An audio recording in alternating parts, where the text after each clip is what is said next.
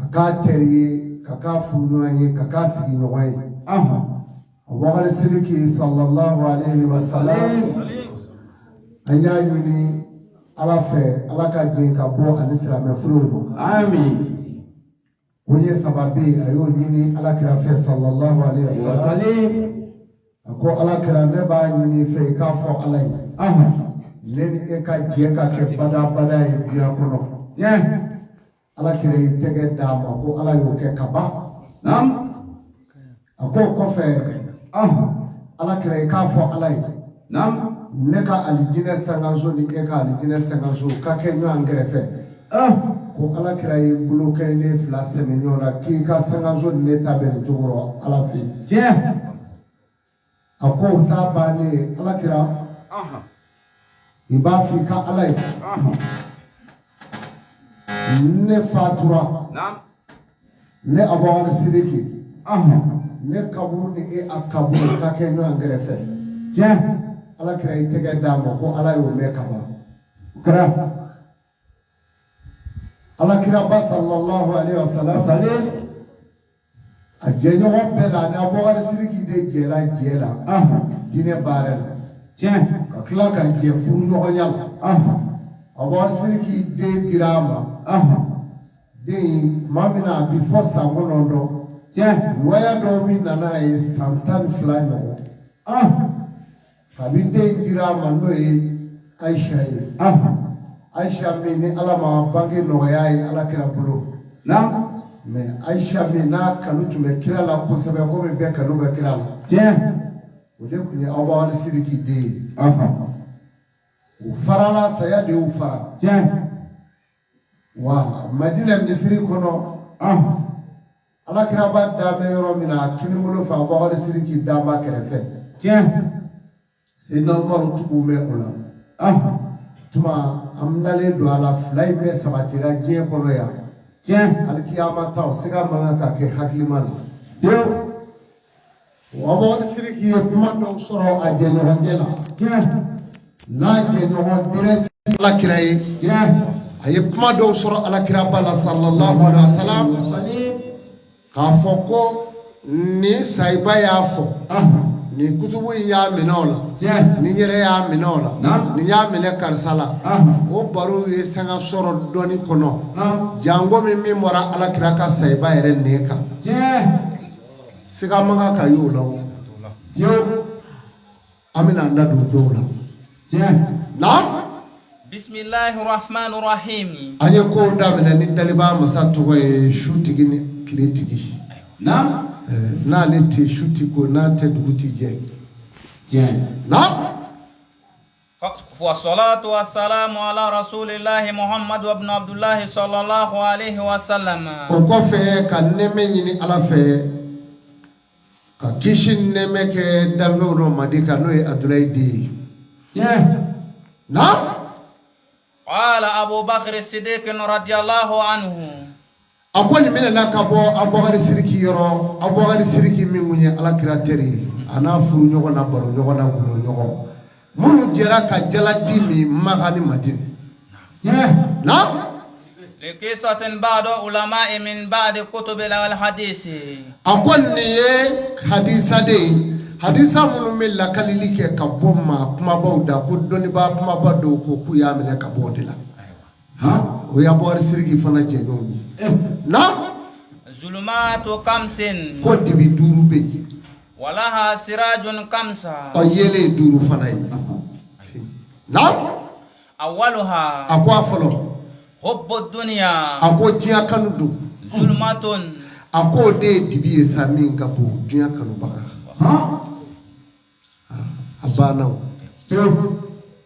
yed mao ma ye biya ma ko be jiya de la mais laharate wallahi mawjo keme inata sarafiti ni zoro min ko ale tay di allah hara koy inatu soro saranjini wallahi dusukun ci ala ko muru dima e ka dusukun nayre inata soro foi fande do kono ni jiye damate ala kana ke jiye kan amin na wa taqwallahi sirajun laha ako femi ye yele sa odi awa ala nyesranye ni ala yesranye je ibisa je ko wayti je soreti yere soro wayma ala soro sababe bita kida ha iti je soreti yere soro wayti ala soro wajia kanu de binze adama diwo na wasani akwa flanado zanbu zulmatun akwa jurumwe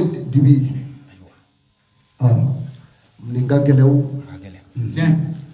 na wa taubatu sirajun laha akwa tubi de yele de ni mami tubira kabo awajurumula akwa ye adibi chire pew abana na wasalisu akwa sabanado al kabru zulmatun akwa kabri dibi kapo dibi do kabru la ilaha illallah amaba akwa kabru e dibi nene aw angana sigawala jonne kunye burama jada tukubai jonye solo jada tukodo jonne ada kabru de kono onde aga mikro ko ma faule ningalsa anga de ko jonne tara sutrali ke yorola kaburu dunya na awa madu jonne do ne jugu be shula fo awere folote ma yere jugu wa ido jugu di do na ke do jugu wallahi ka datu ka yiru dadala wali birikiu de boko kene ka asoro ije yugonge mama gon kelele baraka mineji nofe fo kabul soli mine wa obi kele bulu kuruti boala pilu danyen gelengele fla e ka dnema ni ye doke doba noro la e ka dnema dobita noro e ka dnema udumi chwa samali la nyo anje uba datugu tew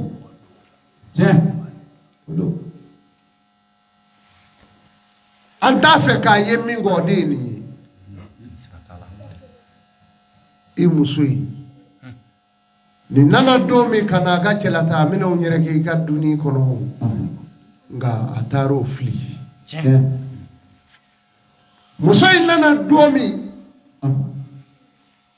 ko karsa yi cheso nga o chede tade fle kata fli el qabr zulumat ako dibi kaburu bi kaburu e dibi o kaburu kono nay ni jiti bashi kati da kaburu kono imanna fla seli kati da kaburu kono faradati ye kati da kaburu kono e manyuma yake ni femunu fora ala fe ni bela jelenye jojoro yi ni wari bi ku anni aya on naro wara de kama naw ya ye kanga ni bi chero rama ngumbo roka bari ala elle duta ako polo mu na kuru ni mine cho ka bulu bebi do tusuma ko ni ke cho tusukun munu me jugu ya ka tusukun bebi jeni ala ko na jo fa ka cho bela me bolo bole ko ho ako sende saya apuma na adama de bino la kariwa na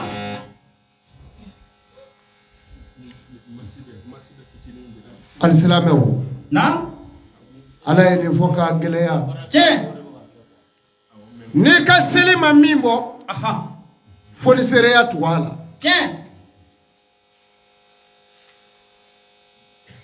anye folisere munu nyi olu de bi so ika toko duma na olu de bi so ika jamu duma olu de bi so ika jama nyinu yi nga an mi so ko ala nanyi so abana ndi domlere Allahu akbar ni tien afoda te lawo ni tɔgɔ in do i y'a sɔrɔ yen ni jamu do i y'o sɔrɔ yen o de kama ne sigilen do ne b'o de fɔ ni jamana in setigi min nana ne ma ne b'a fɔ i nana n don lamɛn la ni wari do i ma n sɔrɔ sɛgɛn n'o ya dɛ ni sangaso ko do i na n'o dɔ sɔrɔ yan ni fɛn b'i fɛ k'a di yan i n'a sɔrɔ hɔrɔnw y'o dɔ di ne ma kunun donc bi n b'a fɛ hɔrɔnnama ka kuma kana na don n ka dɛ n ma ɲi ne fɔ ten setigi sigilen ye. a bɛ fɔ tan Allahu Akbar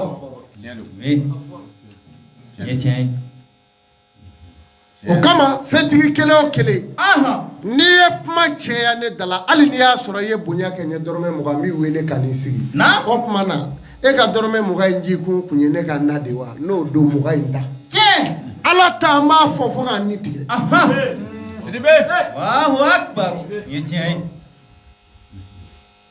n'i ka se don se ta n'i ka jama don jama in ta mais ala ta n'an ye cɛ fila bɔ an b'a fɔ diɲɛ bɛɛ b'a mɛn o mago b'a la ala ta in ka dogo fa don mais ala ta in foli da don a bɛ fɔ ni dɔw nana kama de n'an kɔni ma sa ka bɔ yen ala jugu anw b'u tɔɔrɔ dɛ n'an nar'o de kama a kɛra non fɔ ye dɔ bɛ tigɛ dɔ bɛ mɔnɔ bɔ fɔ ni an sara dɛ an bɛɛ dun tɛ jɛ ka sa donc jugu min bɛ ala jugu la diɲɛ kɔnɔ o de y'anw yɛrɛ fana ye naam la ilaha illallah sirajun laha a ko fɛn min bɛ o dibi la k'a furakɛ ye ka kɛ yele o de ye la ilaha illallah muhammadu rasulullah la ilaha fɔ in bɛ dɔw degun dɛ wa a ma ban nin ya a banna pewu kaburu kɔnɔ foyi t'i kisi a la f'i ka kɛ mɔgɔ ye mɔgɔ min nɛ ni kalimatu sadatu b'a kan i sa cɔ walima i baara ka kɛ diɲɛ kɔnɔ ayiwa na a ma ban pewu banna n'o ma sɔrɔ i da baara cɛ n'i bolo pewu mais maa tɔɲɔna e bɛ se ka kalimatu sada fɔ ayi hasidi bɛ se k'a fɔ wa ayi muso fila bɛ cɛ min kun dɔ tɔɲɔgɔn bɛ ka di dɔ ma e bɛ se i tɛ se muso dɔ ka su bɔsi ma la k'a di dɔ ma ayiwa donc kɔrɔkɛ dɔ s'a mɛn o muso n'u denw kɛ bɛ du kɔnɔ wulu ye ayiwa e bɛ se wa i tɛ se baara tiɲɛna yan pewu naam rabi'u a ko a naaninan asiratu zulmatun a ko siratu ye dibi ye naam ayiwa a ma ban siratu tigɛ min bɛ fɔ i b'u ye dugu kɔnɔ a ye siratu ala k'an digi a la a ye nin kɔni bɛ siratu tigɛ o y'a ka pɔn bililen ye nka ala ka siratu maa tɔɲɔna hasidi maa min kɛn bɛ k'i denmusow bɔ ka fili jɛnɛya la i denmusow bɛ ka kɔnɔ ta ka den wolo i ka so siratu tigɛli i mɔ haramu ye la y'u jaabi su i la siratu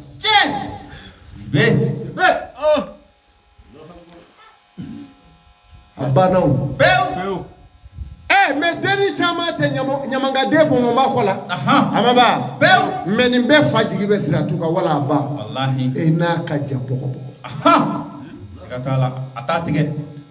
wallahi mɔgɔ o mɔgɔ ka marakɛla ten bayitu min aljanna qaribu min Allah a tigi yɔrɔ ka jan alijinɛ la de mais a ma ban kɛra donnen don duw kɔnɔ moto bɛ na jagaratani bɛ na fɛrɛ minɛ du cɛmancɛ poro ka jigin denni yɛrɛ ba b'i kun bɔ a b'i kun bɔ ka denni wele matɔ ma i ka cɛnin nana dɛ Allahu Akbar a ma ban retraite yɛrɛ a bɛɛ ka m'o de ma o dalen n'a ka verre kadaraba a ka lipo kan o b'i kun bɔ ma fi ne b'i wuli cogo k'an ti ba ye ale ka so ma fi denni b'a ko oui papa Allahu Akbar. At-takbir. At-takbir. At-takbir. Summa at-takbir. La ilaha illallah Muhammad Rasulullah sallallahu alaihi wasallam. Siribe. Wala. Ngo. Na? Masato te ale diye no fe kika ala yi. Yere negado ngita ye. Ita ye billahi. Fodi asro ala bi mina kali. Fodi asro ala ya nege ala ta ga joni ma nege. Ayi. Mati sa je ko ikai. Ina ala ti nyonyi. Nam? Wali yakenu sirajun laha. Ako yele min ba nyefesa. Siratu tigeli. Iba toroshi ba doa. Aywa. Akura ambuluba. Ode ala kelibanjiye. Allah. Odo. Ala kelibanjiye ere niye monyi nga ko muno don to don. Na? Oje. Amaba. Ode kama ala kira sallallahu alaihi wasallam.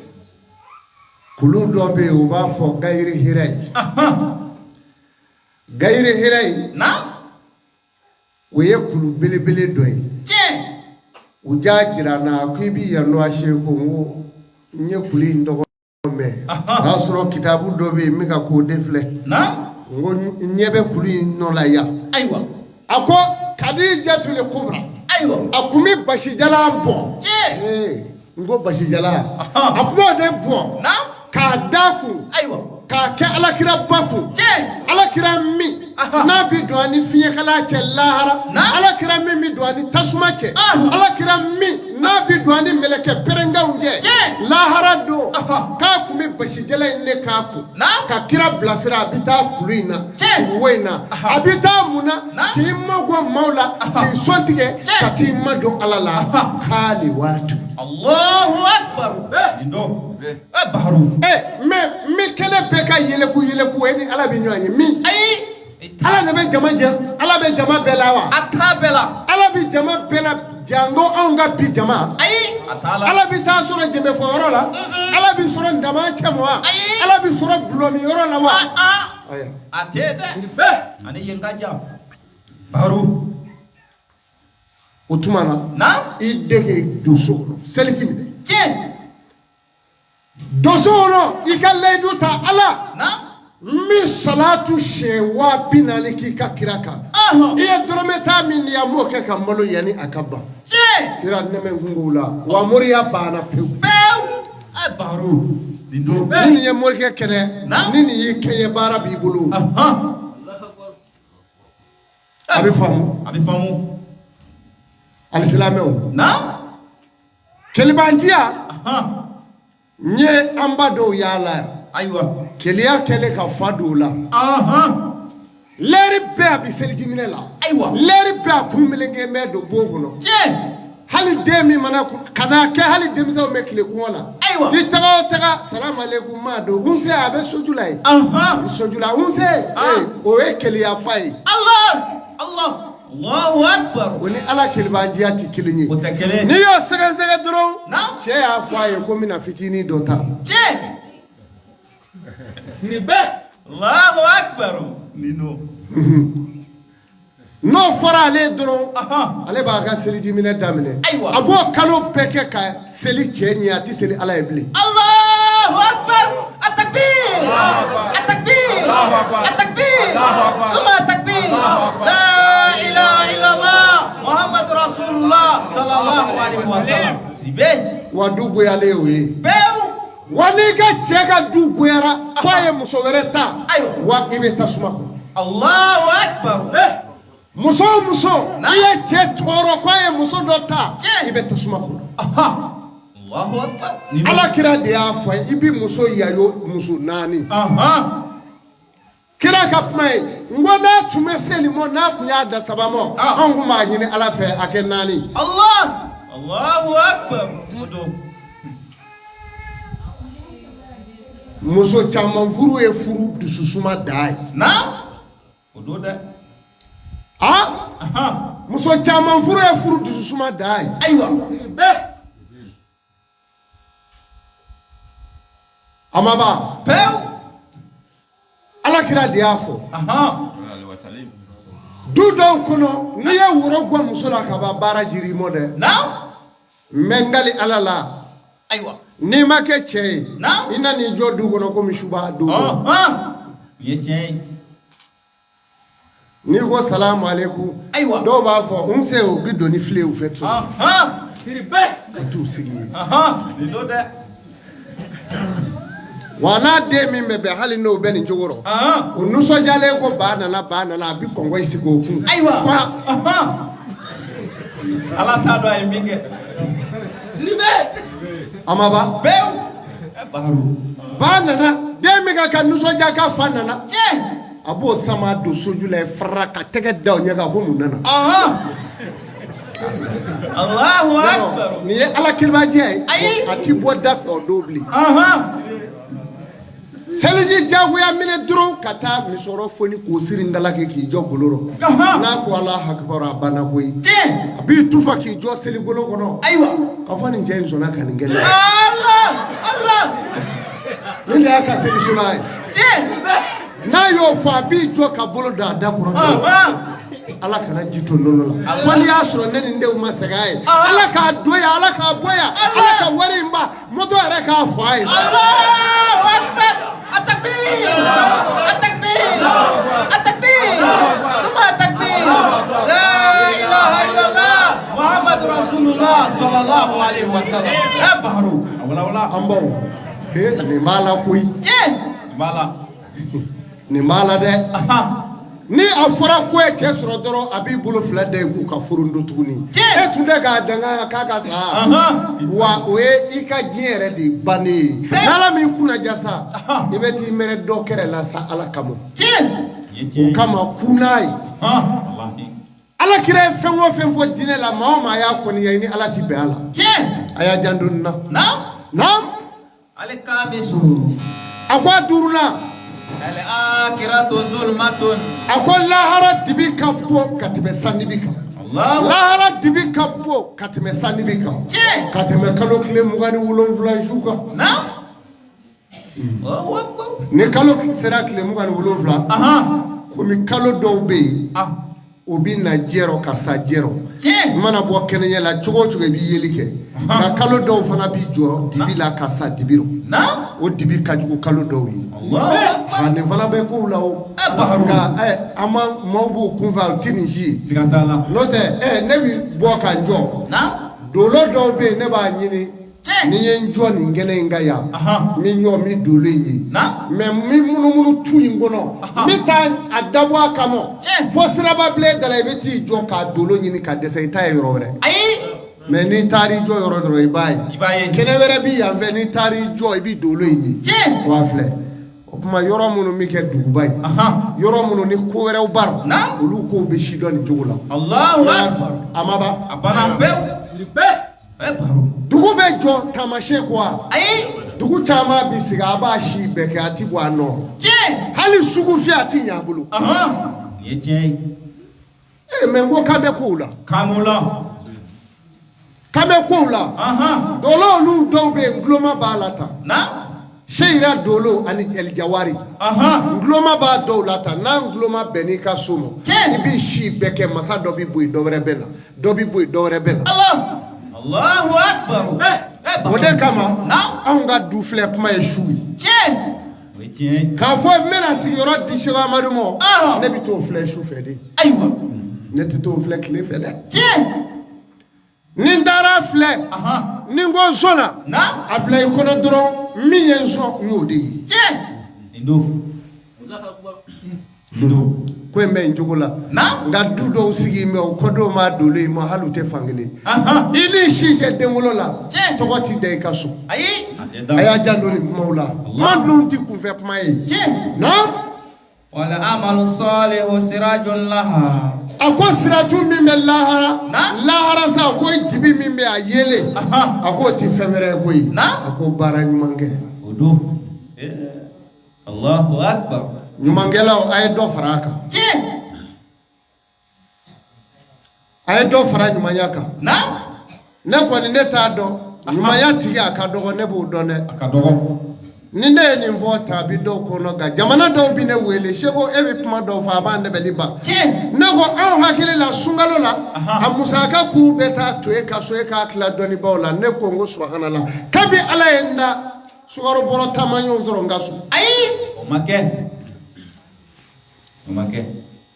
mais parce que ne ko ala kam na enne ko ala kama ni ala te ne bo bomi itabo ni ala ma te ne ba bomi ni de ko ni polti mai ngwati sofi ka to dama to be ma boloa ko bi ala bolo ababolo abati ko ato de do jama mi ma ko ale bolo ko ma de do barke ala de do ni ala ko momo utte o ya bani ye o de kama ni mawye na ni ti ala ye de fini maw ka je ka ala de ye mata ni mo la je ka ba bara cheni bulu ni kerefle ka che kelenye ya ka muso kelenye ya wa ala ko bana kana nyini blele ni ye senga munu me ko lu be ka enyini olu tala no ko ku be ka ala nyini o mina olu bala Allahu akbar be bar nu ye mina ni musa ko ka bibla de ye je abaru amaba ala ko ni ne fura dama ne bo de fongo na mo ay ala de mine me akana shego amadu mine jamana pela de ka jama bi dugo dugo me fa be o je e ba fo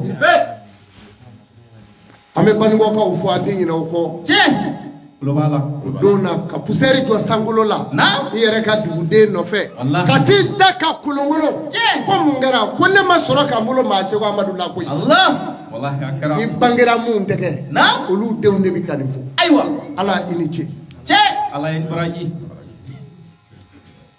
ni ala te ne bise kaninge ayi ala do otuma mogo akana ala boko ko imbe ala di bulu ni mami bana ala fe ano boy me ni mami me no date o tejo ala di atejo yeje ana ko mi haydara ko nyogo abaru na روي عن ابن عباس رضي الله عنهما أقول من الله كابو على كراكا سايبا ورلا أتوه ابن عباس نعم ابن عباس كاتو غادي كوني قرآن نجا كونغانا كرا لابا فا ابن عباس ونادى يه على كوي قرآن تمنا تيو مين في غرة ما تقولي أتمنى تيو مين في كابو كلمة نالك كراتة نعم دي قرآن دو أي نعم aba fo ibn abashio na de qur'an do tafsir nyele na yi kaniga flala fo kira sigile bi woshi ngamo demo Allahu akbar dono ko kira nuso jara anana fen fo qur'an haya dola o hayai laqad jaakum rasulun suratu tauba do abo kerefe abo kono de abo kono e baru ahaya tununa de a tununa samuga na ani ko qur'ane be ka kala jugu ya nagashi ka tunu na atara de a dogole kuno fo bagdad iraki kaptalla kira kile chokoroba do ko buna bashi na ikumi sura no kala kira nyana manyana ne nyete sura ina bleu uya nyine ka nyine kata takana ahaya manja akobo ni mi fara sura wore ka tse ka ka damo sura yi na o sura amba ke o bismillah ikun suratu taiba odo bismillah bala taala aba kono la wadi jakum ala kira manala ala ni sagebe ni fa aya yalama de yalama ko wolonfla o yalama ko wolonfla kelengo kila ba beke haya bala je kono ni ma ya bara o de kama nyo de fa sananya kainde mbugotigi ni munu ma je do tiche do olu de be akori jese de wurundi aywa wara mbugotigi be bli eme mbugotigi to make dogotoro so la baw kerefe dogotoro ay mara huntige ngaje mine amakoya akarawe barajuru tigala bi chuchali ka jemine ka demba dale to totoro buli barangeni ye bo me ka ba na devlela utame debe ki nyengene go ka yele ube utakele kono gangu akarae baru ne manogo de amanogo on bogotigi ne b'a kɔri gese wurundi sisan ni taara taga marabagaw fɛ ko bogotigi ni min ti da dɔn min ma balikuya b'a ka gese bɛ o b'a fɔ hɔ a bɛ yan u bɛ bolo fa la denw k'a d'i ma a bɛɛ ye mun ye ala funu bɛ sigi minnu kɔrɔ olu ka gese wurundili o don e bɛ t'o dilan sisan ko n ye labɛn alakira ba y'a fɔ cogo min ne de ko ma u ka dɔnni ɲɛɲini alakira kun tɛ yen ten dɛ wa dɔnni dɔ ka fɛn minɛ ka sara dun a la alakira m'a kɔ a bɛ buhari kɔnɔ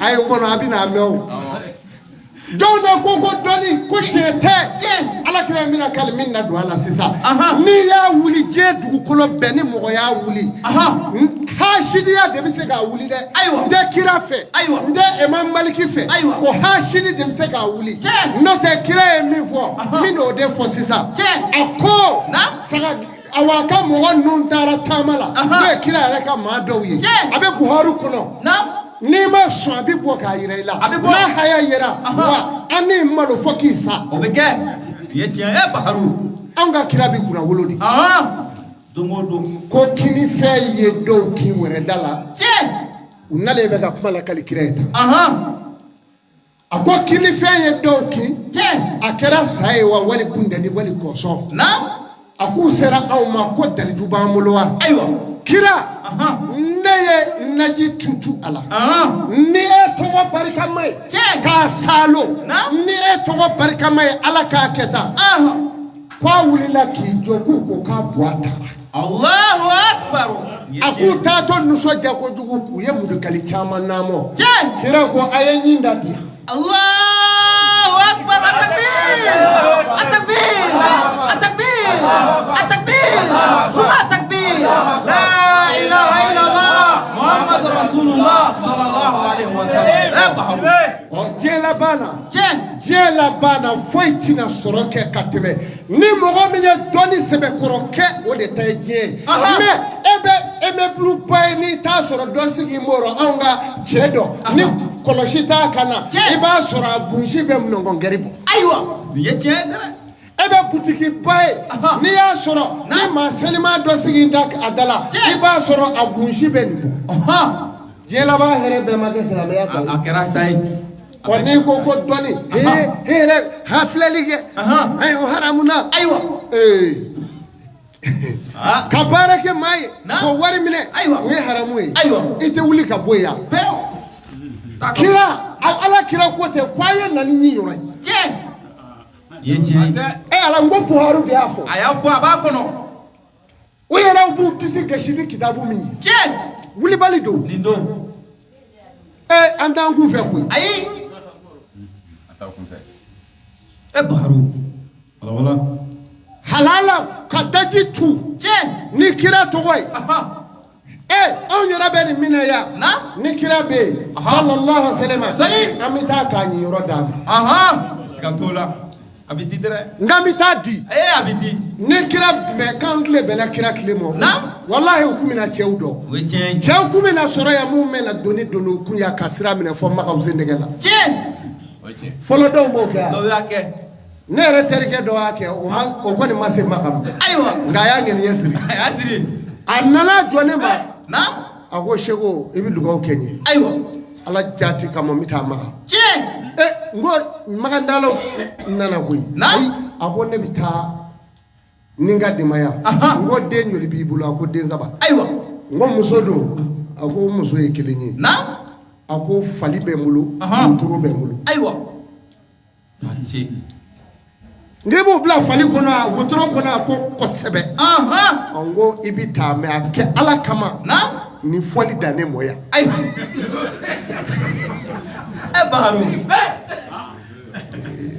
i dogo i ka taa walahi barawuli ka don i dogo i ka taga mɔɔw k'a mɛn i kɔfɛ yan k'i ni muso taara a se la maga yanni maga kilo 7000 don ka taa Abidjan ka segin ka taa Abidjan ka segin o 7 don Allahu Akbar ni don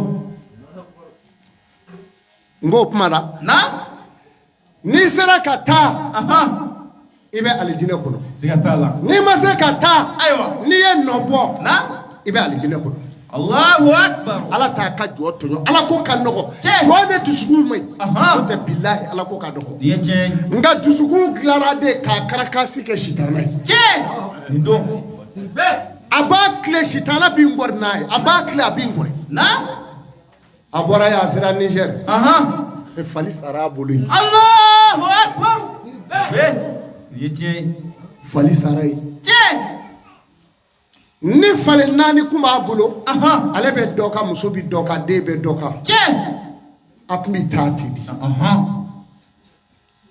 a tun bɛ taa ten tiɲɛ mɛ doni barangaliw ni wotoro n'a sen gulon bɛ fali la ayiwa a bɛ sa a bɛ sa fali sara Niger tiɲɛ walahi ne ko n terikɛ na wa i ni makan tun man ɲa bilen nka makan t'a la Na. a tun ye komi i ye i sen kelen tata k'o da i tun ma bɔ i nɔ la dɛ Allahu akbar nin ye tiɲɛ ye jamana farafin jamana minnu tun bɛ ni arabu jamana cɛ bilen Tiɲɛ. ne y'o jate u bɛ taa jɔ fo jamana 7 na Allahu akbar o ye tiɲɛ ye e bɔra i frontière dugu la tiɲɛ fali sari i kɔrɔ Ahan. i ma taa n ko nka ala b'a baraji d'i ma tiɲɛ ko in bɛ nin cogo la naam qala rasulillahi sallallahu alaihi wasallam ko ala kira nani kanjo ibn abbas ye k'a lakali na naam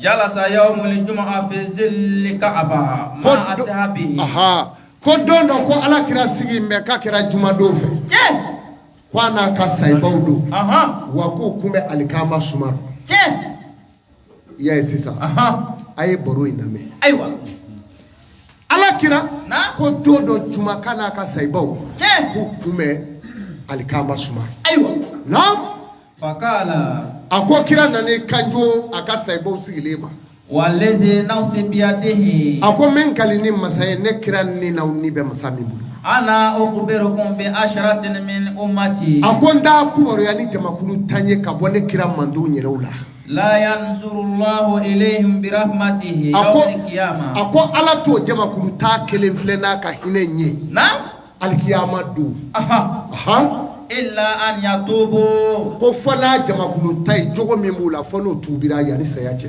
Allah aya a ye nin ye o na naam fasakata nasu jami'an ko a kuma fɔlen ko sayiba bɛɛ y'i datugu tewu k'u sigi na a bɛɛ siranna ayiwa min bɛna kɛ wali min bɛna fɔ a jamakulu 10 ye jɔn ye Na.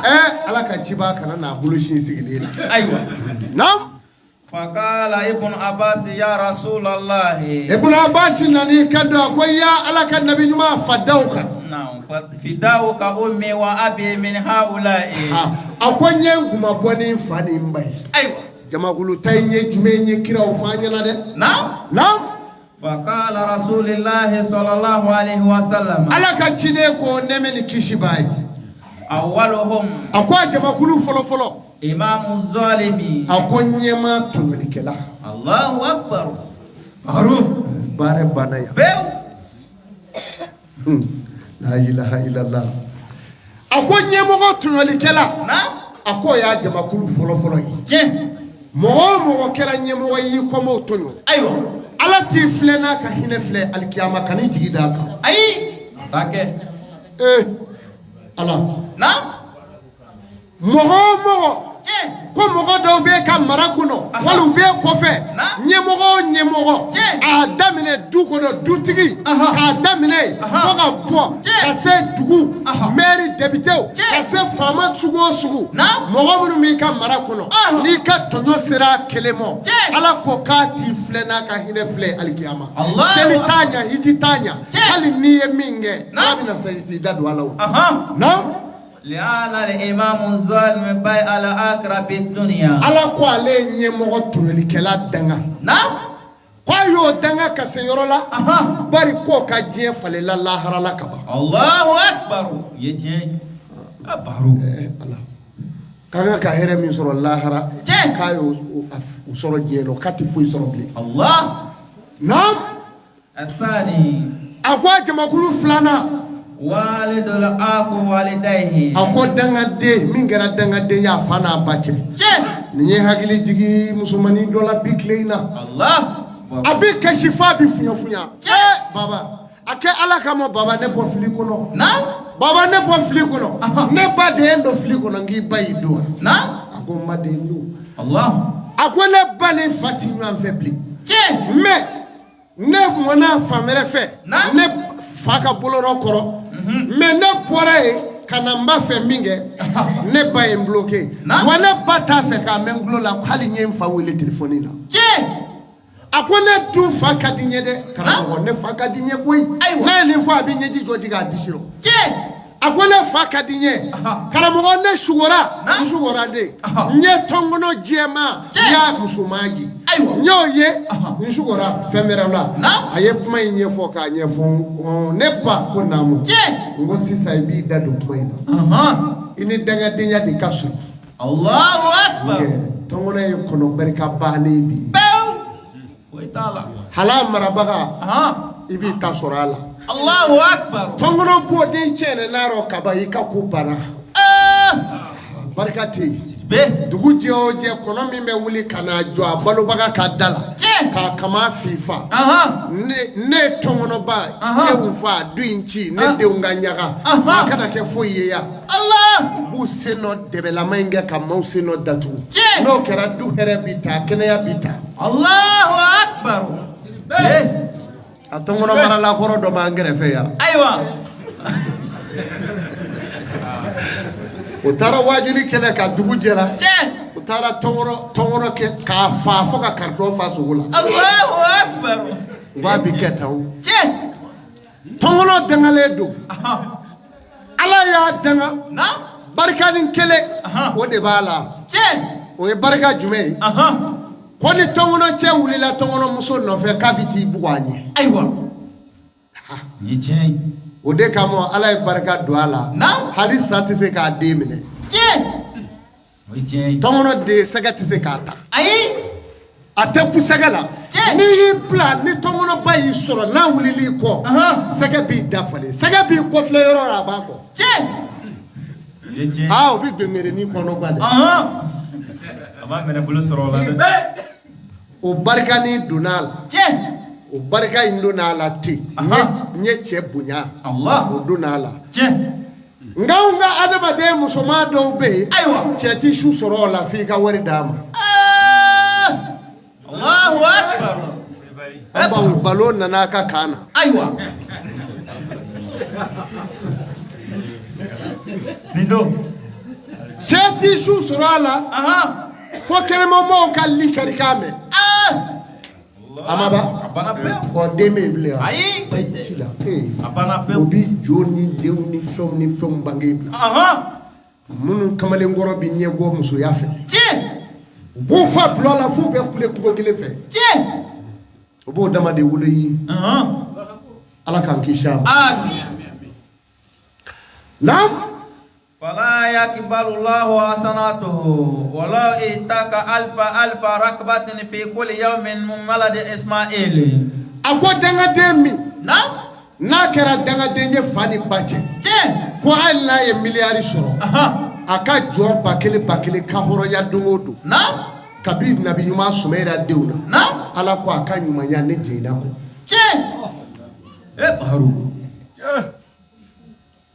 bon yanni k'a kɛ kɛnɛma i t'a di fa ni ba ma kabi kelen ni dɔ b'i bolo a di fa ni ba ma o ye tiɲɛ ye mɔgɔ o mɔgɔ fana ba sara ɲɛji rɔ a bolo ka ni jigida an ka hɛrɛ in ka diɲɛ na yan nka n'o don n'i y'a sɔrɔ hɛrɛ tasuma ma don a b'i se komo i ma sigi n'a ye o jagaratɔw n'o fɛnw nata i yɛrɛ kunji wali ka denw fa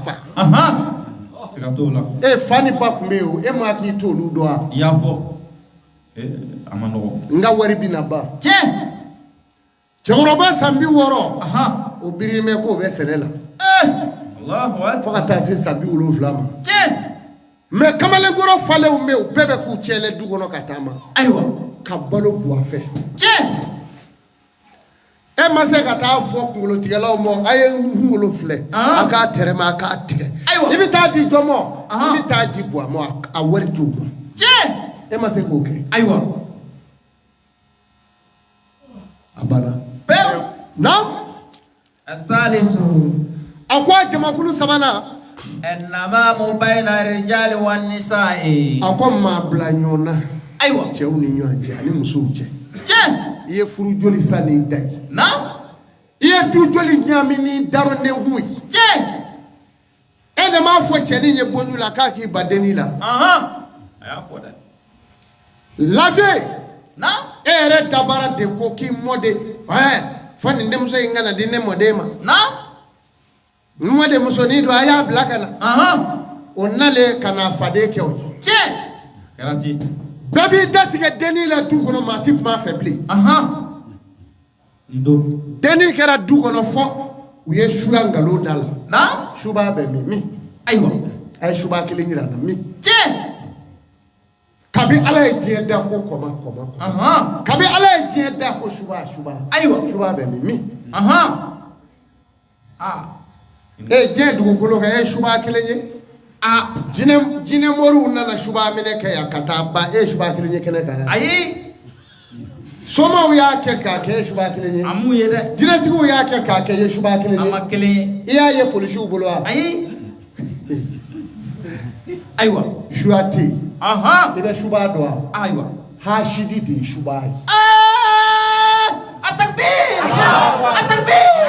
التكبير ثم التكبير لا إله إلا الله محمد رسول الله صلى الله عليه وسلم Allah ninga karse ta fe ka ye ode shuba blele odo nyagba ablemado musoi Allah denge dodi ni mon ta fe ka ye nyewo ode shuba odo muna Allah musoi nkele ya muna Allah ni so chela muna Allah musoi nde do dala na ode shuba ode do ablema hana juya damasa ayo o kuma bifo de mo shuba nde shuba ya kodo na mo faka ka onya na ko so to bile bedu kai jife ankunyo merida o bla na anyo merida nye shuba de fole ya nyana ayo ayamen shuba kono ka jugu shuba kono ka jugu hala yerema o de shuba ai Allahu akbar akbaru nge ye moto kura kelenza na ni kuna shubaka na ye tadra be shinga akodo imota wale ma yeteme ndo aka fini bulu che ka pepo aywa wala saka ni ye Allahu akbar akbaru o jugu ya de o eta o shubadi na shuba kokole o de nyenwe no te ma du shuba shite nga obita ngalo da denila o kwa blele do da na anga musokoro bani chama fiefera kasaya ngalo daru laya chakoroba fiela ya ko shubado ala kani chini debe sari bulu ya iye kungo soro anga afriki ya amanu bale shubado ya debedu o na ya debedu ika kira muhammadu sallallahu alaihi wasallam abula ya dewulo flam beda kaburu kono fokele sikatala yetien sirbe okuma anda wenya gwaewa samadu ano kele reche we awo kalo woro aywa ani fatuma ta che samadu chere otuma shuba ya bedu ana betarawa aywa o nini mo ka hakli ka musukoro bado toyo ka chekoro bado toyo wani tonya imeke sabu ya adobe do alijile kono musukoro ba be do tara kunfe sikatena muso do mabone fe inyana abi no abi santan durbo na ere bolo de ado furula akera anana do mina mo folo aya soro medu werende ya ago shego ne nanima ninde ndenge flado ulaje de na shego ne woni ngono gana ibi fere petige ne ba ke mo ngadu de chi ne ba shubadi nesile shina ka gwele de ba fo juru enziri mulila nyo ka nyoba do ne ka soro nziki Allah ngana na sa kono gabulu na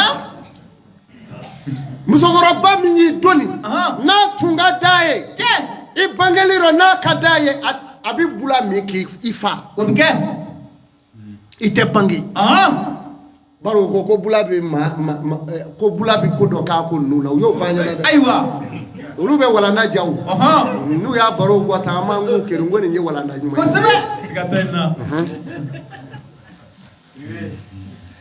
otmana na ni ye ni ngoy na je alislamew ko bula ibi bula mi ka dese aywa ala e do da ala tunoli kama de do ibi bula mi no bi ta la harade ko je ti ko do ila de siribe baro na ino bi ta la hara iti sako otisaki toide aywa ki no bi sadi na kuma na sa o dezugu de bulu ana kono su o bu deta Allahu akbar ni wala na ya kaja ko du nan dara na dro shubi ko dibiduna wala ta na do na liana linamam ya'kulluhum an-nasi hayyan akwa mo ko plan yon la ka be ko mi mami mi ma sugo de tu kuma na subghayra rabi'u zo ni vole sisa ma sugo dum ma fo u nyana sa ko ka sugo re tike ka do o tew sugo dum la ba sigi ma ko fe ka juma be fa ko fe o de mo ko sugo dum lindo e baro no ye juma be fo ila inyi me bi baila na sirbe odo bo shuba de flen yita ni ye shuba nyini yoro te blele ay shuba be fo le nyana ni bew na arabi'u akwa jama bulu nanna akulu amwalul yatama zulman akom mamu nye yatime o ka here do kono na tonoli siraka yatime de ikoro ke sale ka de unjo ibulo wali dogo ke do sara o de una muso be ibulo na e olu ka chebe fra nyonga ko fara itaka e ka ko bana bew na qala ta'ala ala ko minga se koro tara be inma ya'kuluna fi butunihim nara akwani mami ye yatime de unga here do ikono kie tapma kami do ikono na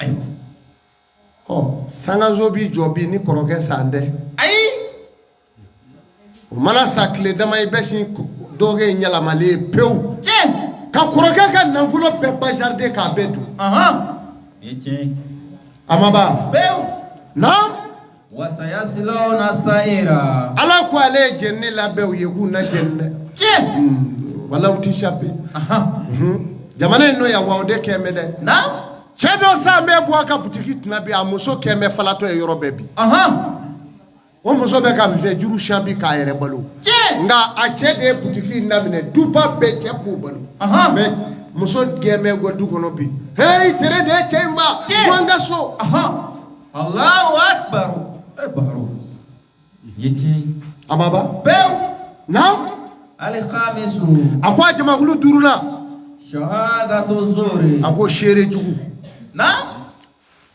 aya mama fe nyana ede ko kafore aywa ke o shere meleka obi dafata kamila yeche na كأنما قتل نفسه وقتل من شهد له ako shere jugu be na kwa be komi ni mammi shere jugu yake kwa e koma e ni do fa ye ma do da ka kandige aywa wali ma ka critique la fa do critique la fo le fle gafe ko nyaro joro bula de na joro bula critique la joro ka bu fo gafe ala kali ko mammi mi shere jugu yake ka e komi ye o defa yeche na وشهادة الزور يخرج لسانه يوم القيامة كالكلب ako shere jugu ko meleke o ba daro ne ko bo ko mi wulu ka milinga kala aywa anne ka saba nongo hake ola ka milinga kala ko mi jalamugu na ibo jalamugu tigu ye kiyama keneka Allahu akbar famere tere shere jugu do aywa na asadisu akwa jamakulu worona sharibul qamri ako blo mi ma ba aywa aya ma ba bew ima fo baria bari ta nyable aywa blo be isa so nyana ma be ko yeche alimentation jole mi yoro do bani na ni silame doka alimentation tewa aywa fo je nyini na do ki nye jige be shinga bulo imana mu kangana ye fabe lime ni zira nege wala ma werje mu bo ma tab akangala ka ma ode olude ola nyawni fewni aywa be Allahu Akbar. Ah, du vin rouge. Tiens. Quand tu me fais kunyanfa, Wallahi. o de mi veille. Tiens. Aye bo blola. Aywa. Aye ma de ou fait o ka je bloc. Tiens. Non? نعم لأن شارب الخمر كأنما قتل أمه وأباه وقتل 60 نبيا. Ako plomina jurumu be komi mamin tari jo ki fada ko kandige. Tiens. O joli ma jayi ba faraw ka ko kandige. Aywa. Amanya fula yen nabi juma bi woroa yo da ko kandige ka faraw ka. Tiens. Ka jurumu no kaka ana to me. Allahu Akbar. Aywa. أو كمان جامع أمه في بطن الكعبة. أقوى ما باربانو. أقوى بلومينا جرومو. أقوى مامي. نا ينيني كا ولو بافه. الكعبة كنو. سولو كليغافه. الله أكبر. التكبير. التكبير. التكبير. سمع التكبير. لا إله إلا الله محمد رسول الله صلى الله عليه وسلم. Jurumu munu me jija ka go bakuna do we. Je. Jurumu munu be sana toto sanyi katika kiru. Na? Adoyo we. Aha. Ala ka nyoro janya. Na be kuluro ala ka nu janya. Je. Na? Asabi'u. Akwa jama kulu wulo flana. Sheikh Zani. Ako shije jene yakela. Allahu Akbar. Ndo. Mveviti minyo ngume bariso dala buaja tadu. Ododa. Adashi jeli. Peu. Kokorimbu. Parado minyo ngume dala e. Na? Ngo buaja tadu. Aledo. Adashi jeli modintigi. Aha. Nga deni bako. Je. Meshiye sandan duwe koni. Allahu Akbar. Baru. Sheikh Jani. Shije kulongela. Aha. Abuji jele anaona ataota akafuro la deni dobaku. Je. Sidoda. Setigo ite sabali. Aywa. Shijera. Je. Shibe jebe bumula. Aha. Nyeka go shibe jera. Na? Kata dese hali musola sa. Je. Mana nglongeti. Aha. Ala be blewa. Ati. Ana ala soy. Allahu Akbar. Naam. Ashiru. Aywa. La'natu sawa samawati wa man fihinna ma'al malaika hatta haytanu fil bihari. Ala kwa ye shije tigi jene akela danga. Naam. Sangolo fara wulun fla ya danga. Aha. Femunu mola kabi melekew la ya danga. Je. Ako baji ya danga ni kokoji. Aha. Wa jege munu me hali jiro ya danga. Allahu Akbar. Amaba. Ababe. Naam. Baharu sabimu. Akwa jamakulu shekina. Tariqu salatu. Seli wati duru tubaga. Aywa. Oh, ateni yewa. Indo. Hali yore na fairi jurube dola. Aha. Yatala.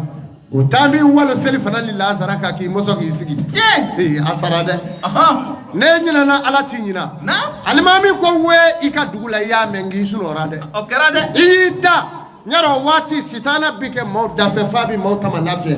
Ni alimami ko salatul kayrul min nawmi no kera. Sitana bi klogor la fe ko. No kera bi yala maki ke fanyo ka po. Aywa. Baharu. Wala. Ni saro chogoro bara cheni bulu. Peu. Eki nyigele abani bode o yoroni betoro I bodoro ikata jisma do boyka. Je. O yoro be abi buri ko ni tisenna. Aha. Chitana ba fotani. Je. No? La'anahu Allahu wal Qur'an wat Tawrat wal Injil waz Zabur. Ala ko seliwati duru choba. Na? Ako ala ko furukana ya danga, Qur'ana ya danga, Zaburu ya danga, Lijina ya danga. Aha. Allahu Akbar. Nimeka danga ba tigika. Je. Amabawa. Aha. Peu. No? Atasi'u. Akwa jamagulu kunondona. Al-Baqilu. Ako tege magele.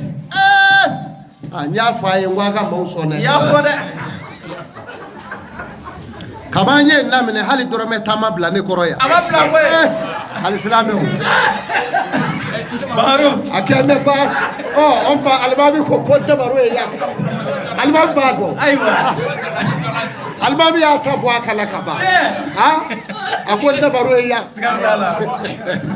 nin n'a kɛ nin bɛ sɔrɔ nin ye domiya alimami de a ko ne baro ye yan o y'o bannen ye a ko Bakilu mɔgɔ min sigi bɛ dɔrɔmɛ 10 ma ko a ma sɔn k'a di Ala ma ayiwa a ɲɛfɔ لأن البخيل بعيد من الجنة Ala ko Bakilu ɲɛ b'a la wa k'a yɔrɔ ka jan alijinɛ la dɛ أيوة وقريب من النار o k'a dun ka surun tasuma la subhanallah الله أكبر بهرو Ala kana an kɛ Bakilu ye آمين ni fila b'i bolo kelen di dɔ ma ne pereselen don juma ka se n ka fɛn d'a ma أيوة ni Ala y'a di yan na dumuni bila so ka na tɔ d'a ma ko يجي ne ta o ye k'a tila fila ye dɔ ye denbaya ɲɛ dɔ b'aw ye n'o tɛ ne yɛrɛ ye fɛntigi ye wa أي بيك ولي a banna o n'i y'a dɔn i bɛna faamu o e yɛrɛ bɛ se ne ta in kɛ o n'i ye fila sɔrɔ perese i ka kelen di dɔ ma a ma ban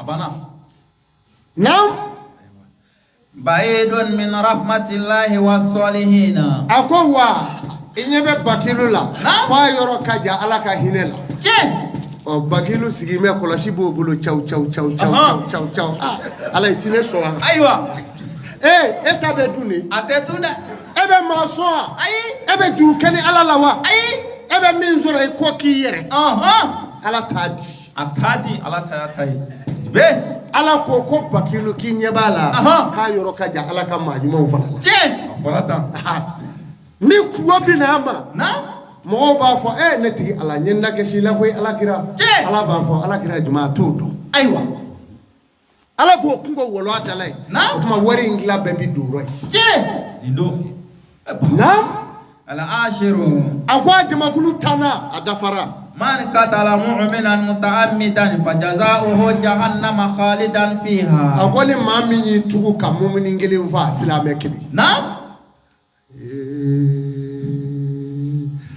ɔ Ala tɔgɔ dun kɛra maa fa se dɔ ye diɲɛ dɔn أيوة ويتشين k'i kunkolo tigɛ k'i fa kɔlɔ أيوة يتشين misiri bi wele yɔrɔ o yɔrɔ شين cɛ kelen o cɛ kelen bɛ misiri kɔnɔ نعم n'i y'a faga أها Ala ko sigiyɔrɔ si t'i la tasuma kɔ سكتالا ne de y'a sɛbɛn wa أي ne de y'a fɔ wa أي Ala m'a fɔ wa على ديافو fa jazahu jahannama khalida a ye khalida yɛrɛ fara kan dɛ شين خالدا فرلاكا به i b'i don sans intervention Naamu. mɔgɔ o mɔgɔ ye silamɛ kelen faga شين ɔ a bɛ di الله أكبر بنا ne ti kiri in tigɛ bilen dɛ شين aw minnu ko a ye dɔ kala aw de b'a kiri tigɛ أيوة ويتشين la o kɛra fitini ɲa dɔw Tiɲɛ. y'o nkalontigiya ko a fɔ ko maa ti karaba ka don jinɛ rɔ أها ko dɔw kɛn bɛ k'u gulon la شين n'an m'an gulon la an bɛ gulon mun na An ka kan. e bɛna taa dɔ an nama bɛ Bamakɔ yan an bɛ ɲɔgɔn dɔn taa dɔ karaba kɛ Tiɲɛ. n'i ye dɔ karaba ni siri i ka misiri kɔnɔ i n'a fɔ سكتولا cɛw fana bɛ yen dɛ أها جاوبي i b'i ka silamɛya in kɛ yan nka i na cɛw sɔrɔ diɲɛ yɔrɔ yan Tiɲɛ. o n'a san n'a ka kɔmɔ o tɛ tugu i kɔ أها ويتشين سكتالا mɔgɔ karabali tɛ jinɛ la أتالا Ala ko ye min نعم faman sha n'a y'i ja أها kɛ silamɛ ye wali kana k'a ye شين ندو a ma ban بنا بيو na وغضب الله عليه ولعنه وعاد له عذابا عظيما Ala ko ale funu n'a tigi kɔrɔ شين ko a ye labɛn kɛ maa fala ye Naamu. maa min y'i tugu ka silamɛ dɔ fa Tiɲɛ. ko a ye labɛn k'a ye Ahan. ko a ye labɛn min k'a ye Tiɲɛ. jenini labɛn na Ayiwa. min bɛ maa dɔgɔya k'i fiɲɛya Ahan. k'a y'o k'a tigi ye lahara don شين o tuma ale silamɛw nin kun y'a gɛrɛsɛgɛ ye bi juma in na أيوة nin kun y'a gɛrɛsɛgɛ ye Naamu. hadara kɛnɛ kan شين k'a d'a ma Seko Amadu fɛ شين a ka zawiya la ودو don bɛɛ tɛ nin ye Ayi. n'an y'a sɔrɔ don min an b'o de k'a ye وسبع Ala ka juma hɛrɛ d'a ma آمين mun nana dugaw ɲini Ala k'u mago ɲa آمين min ta ye bana ye Ala ka bana ban Amin. minnu ta ye denko ye Ala ka den d'u ma Amin. minnu ta ye kɔnɔgan ye Ala ka wuli ka bɔ yen Amin. minnu ta ye farigan yɛrɛ ye Ala k'u kɛnɛya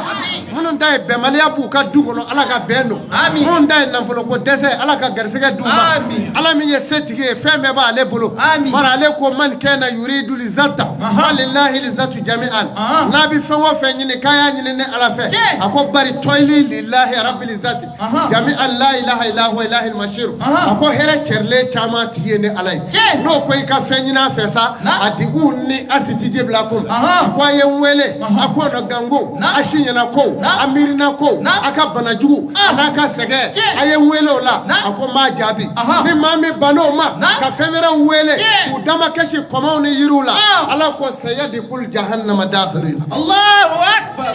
Ala ka juma wɛrɛ di ne na o ma Ala ka yafa an ma Ala ka yafa an ma Ala ka hinɛ taabagaw la solli ala nabi assalamu alaikum wa rahmatullahi ajruka ala Allah Amin.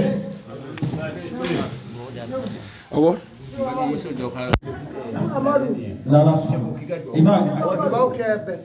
إمام مدرع أيوة فليتفضل مشكورا معززا